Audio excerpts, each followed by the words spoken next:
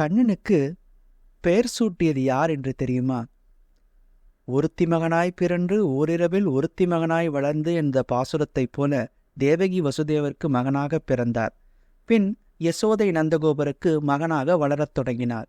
ஒரு சுபநாளில் குழந்தைக்கு பெயர் சூட்டும் விழா அறிவிக்கப்பட்டது. அன்று கர்காச்சாரியார் எனப்படும் வெறும் தபஸ்வியும் மகரிஷியுமானவர் தானாகவே அவர்களுடைய இல்லத்தை தேடி வந்து பெயர் சூட்ட முன்வந்தார். அவர் வேறு யாருமல்ல, வசுதேவருடைய குலகுரு. இந்த குழந்தையானது வசுதேவருடைய வாரிசு என்பதை அறிந்தே அவர் பெயர் சூட்ட வந்தார். இந்த குழந்தையை பார்த்த மறுகணமே இது ஸ்ரீமன் நாராயணனுடைய அவதாரம் என்பதை அறிந்து அக்குழந்தைக்கு நாராயணன் என்று பெயர் சூட்டினார். அருகில் இருந்த சுற்றத்தாரோ, மிகவும் அருமையான பெயர் சுவாமி, ஏதேனும் மற்றொரு எளிய பெயரை முன்மொழியுங்களேன் என்று கூறினார்கள்.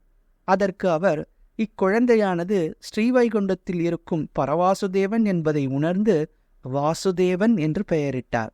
மிகவும் அழகான பெயர் சுவாமி, ஏதேனும் இன்னும் எளிய திருநாமத்தை சொல்லுங்களேன் கூப்பிடுவதற்கு செல்லமாக என்று பிரார்த்தித்தார்கள்.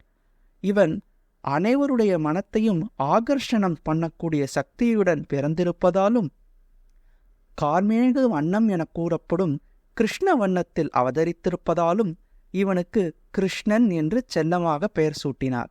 அப்படி செல்லமாக சூட்டப்பட்ட திருப்பெயரே பின்னாளில் ஸ்ரீ கிருஷ்ண பரமாத்மா என்றும், ராதாகிருஷ்ணன் என்றும், திருவல்லிக்கேணியில் வேங்கடகிருஷ்ணன் என்றும், ருக்மிணி சத்யபாமா சமேத கோபால கிருஷ்ணன் என்றும் அன்போடு நாம் அழைத்து கொண்டிருக்கிறோம்.